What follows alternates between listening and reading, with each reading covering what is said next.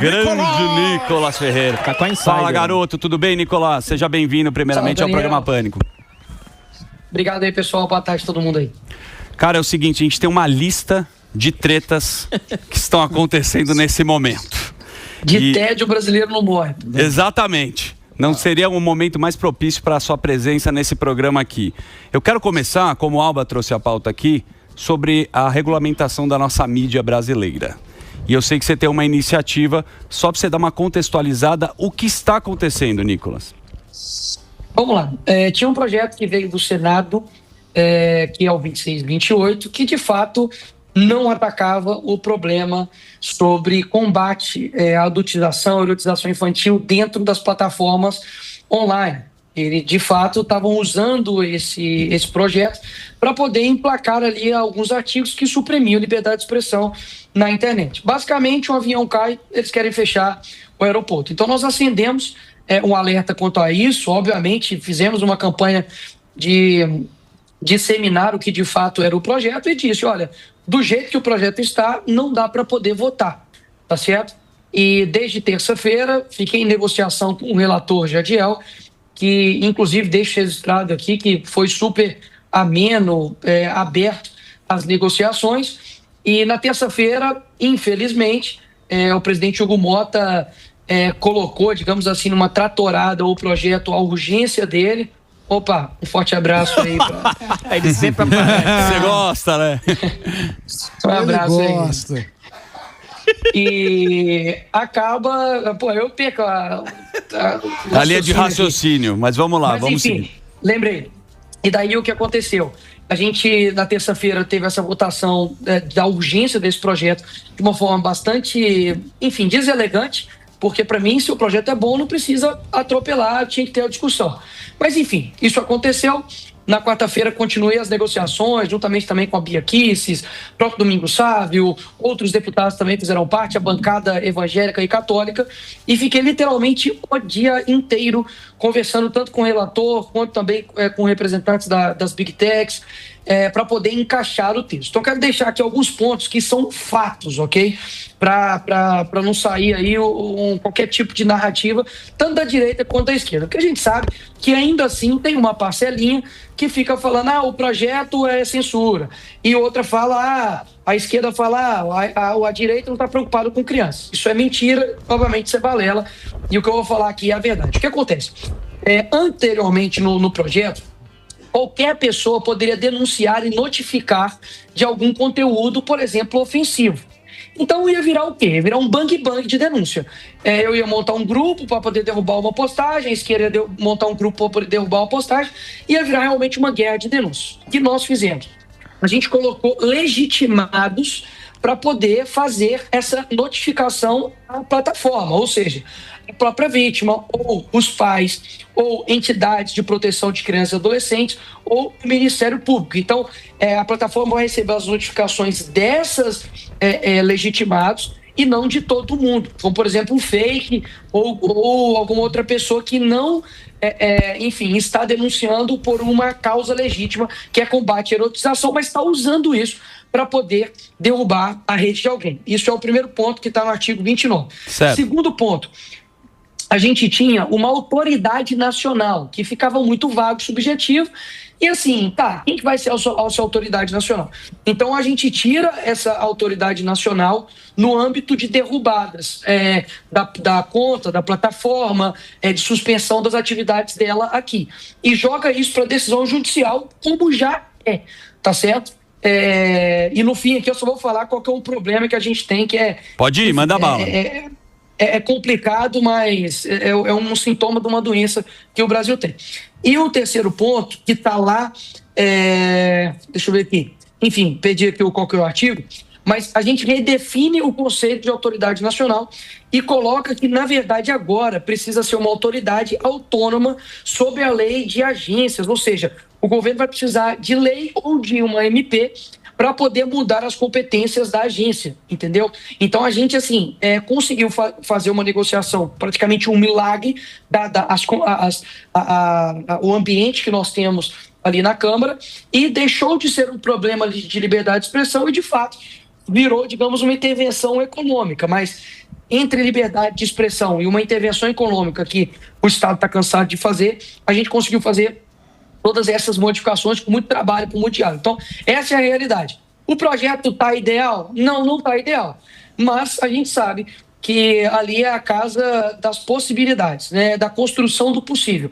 E realmente foi um milagre de negociação isso acontecer, do tanto que a esquerda não conseguiu, assim, gerar nenhuma narrativa contrária a nós, porque, de fato, a gente construiu um texto que fosse adequado à liberdade de expressão e que combatia, de fato, as questões da internet, como, por exemplo, a crianças e adolescentes até 16 anos, antes estava que tinha que vincular a conta do pai, e se não vinculasse, ele não ia ter acesso à rede social. E isso, obviamente, já é uma idade que ele está ali propenso a, depois anos, já votar. Com 16 anos ele já vota. Então a gente está preocupado com isso. Agora já não é mais dessa forma. Exige uma vinculação com um adulto, com uma série de documentação anteriormente, mas na hipótese de não ter essa vinculação, o adolescente vai poder acessar, mas com algumas configurações mais restritivas. Então a gente sabe que existe de fato um problema hoje, né, com relação às redes sociais. Eu fiz isso, obviamente, conversando com as Big Techs, não foi só da minha cabeça, foi conversando, os ouvindo também o relator, ouvindo principalmente a sociedade civil, para que a gente chegasse em um texto possível. Então, essa é a verdade, o resto é narrativa e, enfim, é o trabalho hercúleo que tem que ser feito naquela casa de diálogo, de conversa. Caso contrário, a gente fica só naquela briga de narrativas. O projeto é isso, o projeto é aquilo, para poder, enfim, ganhar repercussão na internet e isso daí não é minha intenção. O trabalho interno é algo completamente diferente, mais difícil de fazer. Ô, Nicolas, o projeto inicial, ele não tem decisão judicial, seria o executivo que determinaria essas punições para os perfis. Exatamente, e agora nós mudamos o conceito de autoridade nacional para uma autoridade autônoma administrativa. E aqui que está o ponto que eu falei da dificuldade. Isso mostra que nós não temos, infelizmente, instituições ou autarquias ou agências que esteja sem a mácula, sem o vício da interferência política. Então, assim, querendo ou não, a gente jogou para ter decisões judiciais. Só que, se a pessoa for recorrendo, pode cair, por exemplo, no STF. O STF, através da pessoa do Alexandre de Moraes, que derrubou o X. Percebe que não tem para onde, digamos, correr? Se a gente coloca numa agência, essa agência, as pessoas que estão lá, elas são indicadas pelo presidente da República. Então, assim, vai ficar com o Ministério Público, mas no Ministério Público a gente sabe que uma parcela também vem de pessoas que vêm da universidade, com diversos vícios ideológicos de esquerda. Então a gente fala assim, e aí, o que a gente vai fazer? Nós vamos deixar para se autorregular? Talvez seria o ideal, mas isso nunca ia passar. Então a gente precisa, assim, digamos, dar uma saída para que a coisa fique ajeitada. E por fim, sobre esse tema, a gente conseguiu incluir no artigo 37, parágrafo único, a seguinte questão: a regulamentação não poderá, em nenhuma hipótese, impor, autorizar ou resultar na implantação de mecanismos de vigilância massiva, genérica ou indiscriminada, vedadas as práticas que comprometam os direitos fundamentais, a liberdade de expressão, a privacidade, a proteção integral e o tratamento diferenciado dos dados pessoais de crianças e adolescentes. Ou seja, por este parágrafo aqui, você consegue blindar, de fato, a liberdade de expressão. O que não significa que eles não possam utilizar aqui uma interpretação dessa lei para poder nos ferrar. Sabe por quê? Porque eles usam a própria Constituição para poder nos ferrar. Perfeito. Então, a dificuldade não é muitas vezes o texto da lei, é quem o interpreta. A dificuldade não é no carro, está em quem dirige o carro. É subjetivo, né? Porque o que acontece pegaram a pauta que viralizou, né? Sim. Da adultização, de tudo, que já era falado, inclusive, com a Damares e ninguém dava bola, né, Nicolas? Faz muito tempo em Sim. relação a isso. Todo mundo concorda, né, que é crime a pedofilia, só que aproveita uma pauta, né, e aí não deixa a lei clara. E aí vai se beneficiar o governo, porque Sim. ele vai ter uma narrativa. E a gente sabe o engajamento que você tem em rede social e é uma ferramenta. Então, através dessa narrativa, que eles pegam a pauta, Samidana, e por isso que você está tão preocupado, correto?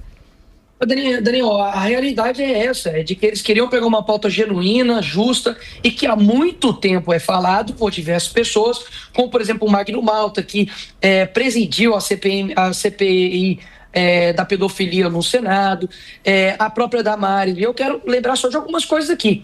Primeiro, a esquerda debochou dos casos de denúncia da Elite Marajó, inclusive foi processada por isso. Na época que saiu o filme O Som da Liberdade, que denunciava exatamente casos de tráfico sexual infantil e de adolescente, também promoveram cancelamento. Na época que ocorreu o peladão do museu lá, né, que era uma coisa artística, que uma criança tocando um homem nu, defenderam em rede nacional, na Globo, que nós já passamos aqui, que era uma arte. Então, no mesmo dia, para vocês terem ideia, eu estava relatando um projeto na Comissão de Educação que combatia a erotização dentro das escolas, porque a gente tem visto um monte de professor colocando vídeo pornográfico dentro de sala de aula, de professor usando da sua posição hierárquica para poder colocar conteúdos eróticos dentro de sala de aula, professor, inclusive, que fez alunos se beijarem, né, para poder tirar ponto, para poder ter pontos dentro da sua matéria. Ou seja, isso é um caso e combate a erotização também dentro das escolas. Adivinha quem estava obstruindo, tentando parar essa votação? A esquerda. Então, assim, a gente enfrentou, foi 5 horas de comissão ontem que eu fiquei lá, da educação, e graças a Deus a gente conseguiu aprovar o meu relatório, que gera não somente uma questão de punição para quem fizer isso dentro das escolas, mas também fazendo campanhas de conscientização juntamente com o governo, porque eles falam isso, né? Vocês não fazem nada para prevenção. Mentira. Tem também um outro projeto também, o 3889, que também inclui um artigo no ECA para poder punir de 5 a 8 anos quem divulgar, promover, filmar a questão de erotização infantil. E esse projeto, eles também não estavam de acordo. Então, assim, é muito claro. Eu não quero aqui nem dar outros exemplos para talvez não expor aqui talvez a rede Pânico, mas a gente sabe que outras emissoras aí já abarcaram diversos outros artistas que inclusive já fizeram filmes pornográficos com adolescentes. E a esquerda em completo silêncio. Só quero deixar isso aí registrado.